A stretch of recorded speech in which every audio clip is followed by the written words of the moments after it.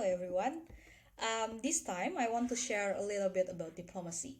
When you study about international relation, it is almost impossible not to learn about diplomacy. And I am sure at this point you're probably already familiar with the word diplomacy. But when someone asks you to define diplomacy, can you answer it?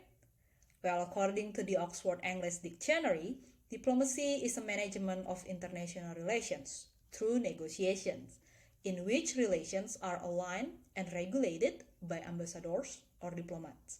Meanwhile, according to Alice Briggs, diplomacy is an official and formal activity by sending someone to represent the government.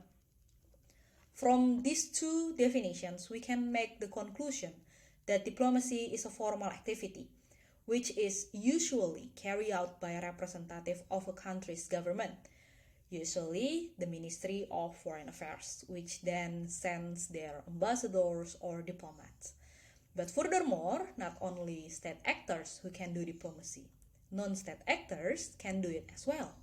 That's why now we know the term multi-track diplomacy. Diplomacy nowadays is not always related to formal activity. When state actors doing diplomacy, the activities they did usually through informal methods or instruments such as K-pop diplomacy or Twitter diplomacy.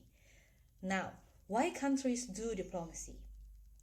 Countries do diplomacy in order to achieve their national interests, namely by establishing cooperation with other countries, both bilaterally or multilaterally.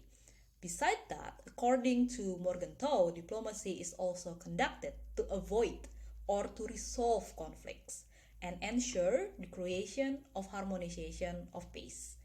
So, now you know the definition of diplomacy and why diplomacy is so important for countries. Thank you for watching. I'll see you next episode. Goodbye.